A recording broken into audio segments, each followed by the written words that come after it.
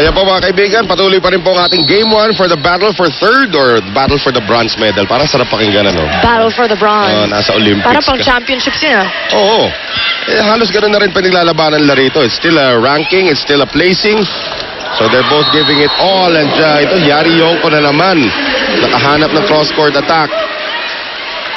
One of the most underrated utility spikers in the country. And with Yari Yongko here in the Philippine Air Force, Noel, talagang minatch niya yung ability ng mga spikers ng Army. Right. And talaga makikita mo na hindi dehado ang Philippine Air Force coming into this game. Combination now for Cases, pero napalakas naman ang kanyang tira. So 17-15. Dumikit na yung Army kanina. 1 puntos na lang ito. They cut it down to 2 once again. And now, it's the turn of Rachel Andakis na naman. Remote control on. Tignan natin, ha. Medyo nahirapan si Abanto that time. Cases on the push. Dakis is there. Balse, binalik ni Yongko.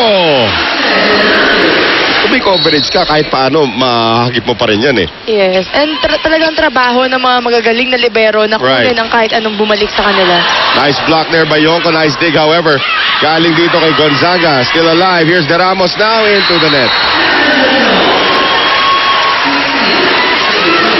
Yun ang mangyayari pag nag-aalangan ng isang volleyball player straight into the net. Saka isa pa, huwag po kayo masyado naniniwala sa mga nababasa nyo sa Twitter. May nag-tweet kahapon, lahat daw ng players ng Army, isa na daw itsura ng buhok. So yung una kong inisip, si Dakis nagpagupit ng maikling buhok. Nice down the line hit there. Si Dakis, pag nagpagupit ng maikli ang buhok, one of the signs of the apocalypse na yon. I've never seen Rachel Andakis with short hair. Ako rin. Sign of the apocalypse na yun. Kung maikli buhok ni Rachel Andakis. Alarka, Salak, Bunag, off the block. Di makulangan now. Going to Caballejo. Off the block again. Nunag is there. Here's Bunag. Iuhulog sana and it works. Yes. Natapik ni Rhea ng bahagya yung bola. Nasira tuloy diskarte ni Judy. Akala niya, nakaluhod na si Judy dun sa likod eh. Ito, palitan ng tao dito. Semana will come in for Yari Yongko sa utility. And Pantino will also come in. So si Semana actually will now be the setter. So titignan natin how this will work for the Philippine Air Force. They are still up by 2. Semana na will set. Papunta rito kay Caballejo. Itinawid. Bunag. Salak. Bunag again. This time blocked by De Ramos. Alarka. Ang lita ng espasyo. Pinilit pa rin ni Bunag. Sa kabila naman, Jovelyn Gonzaga. Iuhulog. Caballejo attacking. Here is Alarka. Lusot sa blockers. Buhay pa rin. Galing kay Lisa De Ramos na naupuan si Judy Caballejo. Here's Bunag. And Abanto sends that into the face of Pantino. It was still alive pero wala na nakakover, Noel. Nawala ng blockers. Ako pa na ng Air Force. Kaya naman diretso sa mukha ng isang teammate. Semana now over to De Ramos. Gonzaga keeping it alive. Bunag off the hands of De Ramos. Yan na naman. Yung mga maliliit na block dito ni Lisa De Ramos, nasisira yung depensa sa likod. Balikan na naman si Di Makulangan at saka si Yongko. Bunag, pangalawang beses na nangyari yan. Right. Hindi nababasa ng Philippine Air Force. Tabla na tayo, 19 all. Biggest lead of this set was actually 4 points by the Philippine Air Force nung 4-0 pa yon. Di Makulangan, napilitan umatake, and there's a net violation against Rhea. And sabi ni Clarence Esteban, di man lang tumawid eh. Naalala ko dati, tambak yata sila ng 10. Sabi ng team niya, paisa-isa. Sabi ni Coach Clarence, hindi kaya ng paisa-isa, dapat palima-lima. Which is true. Right. He makes sense. Service ace galing dito kay King Balse. One of the leading contenders for best server dito sa ating liga. Napansin ko lang naman sa mga volleyball teams, isa sa mga pinakamagaling mag-serve yung mga setters. That's true, ano? You're talking about Tina Salak, you're talking about Rhea Di Makulangan. From Soraya. Si Ruby De Leon. Ruby De Leon. Here's Di Makulangan now going to Caballejo. Great cross-court coming from Judy. Yan ang gusto ni Coach Clarence. Mag-spiker ka na lang daw kasi. Oo. Saka dyan ka naman talaga malakas. Tawa ka ng tawa kanina. Kapatawa ng tawa. Nasabihan ka na ba dati ni Coach Ramil na gano'n? Ba't nga, mag-setter ka na lang kaya gumabaw? Hindi ka ba Hindi, ganun? kasi hindi ako marunong mag-set dati. Yung nga hirap na hirap ako pagpunta ko ng utility, di ba ako kailangan ko mag-set. Eto ngayon, si De Ramos. Lakas. 22-20. With the help of the crowd, sumisigaw na outside yung mga nasa labas, narinig si Gonzaga. Daming fans dito ng Philippine Army. We are almost at full capacity dito po sa San Juan Arena.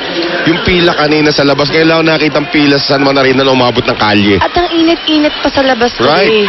Uy, hindi nagkaintindihan doon. So Abanto has to give it up. Here's Salak ngayon. Combination. Dakis. Dagap by Cases. Hindi na maabutan ito ni Abanto. At ngayon, ang Army naman na may kalamangan ng 3 points. Kita mo naman nasa likod ni Joan Punag kanina. Isang former league MVP na nanonood lang. Wala lang, petics lang. Hindi yan naka-uniform. Maureen Penetrante Owano as Ortiz is able to get 1 point back. Mga players ng Meralco taking in the action dito. Wala kasing pasok ngayon. Sarap panood ng volleyball, ano? Yes, walang traffic sa labas. Walang oh my traffic. gosh. Here's Di Makulangan now. Running attack again. Micah Ortiz. Binalik ni Salak. One more time around for Air Force. This time they go to Cases on the open. Dug up there by Balse. Dakis. Dug up by Caballejo. Dimac attacking. Dakis. Hulog. Binalik. Nunag keeps it alive. One more time around for Dakis. Di Makulangan now. Another runner for Micah Ortiz. More than double ang naging block nila for the latter part of the set. Pero hindi mo talaga mabablock ang ganung kalakas na palo ni Mike Ortiz. Ang ganda pa ng set din dito ni Rhea. Oh, again a dump ball coming from Salak. Pangalawang beses na niya ginawa. And now set point para sa Army.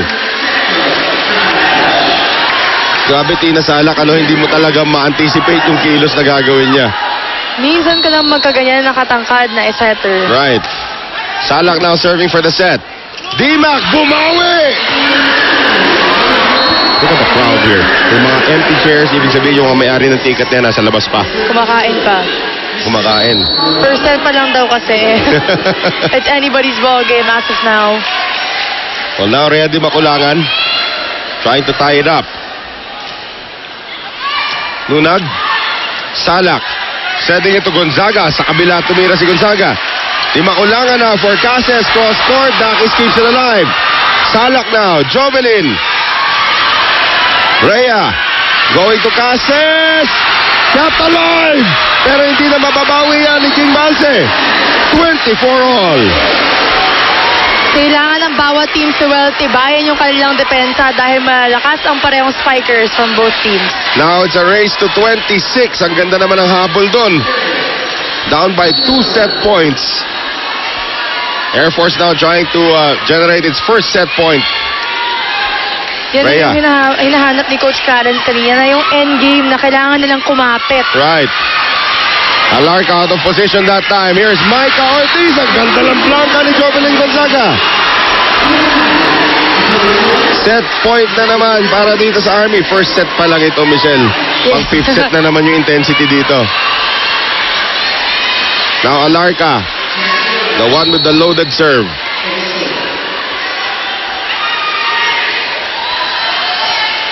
Jack Alarca. Talim! Nice dig, nice reception there coming from Cases. Yonko turn back, great defense. Jovelin Gonzaga, ang huling 2 puntos ng Philippine Army. Siya nakakuha dahil sa kanyang depensa, Michelle. Siyempre, Noel, ganyang katangkad at katabi mo pa si King Balse. Talagang confident ang mga blockers ng Philippine Army. Tignan natin po yung ating shake and play. Hindi po lahat ng puntos ng volleyball nakukuha sa opensa. Minsan may depensa rin na halo. And looks like King Balse pa ang nakakuha nun.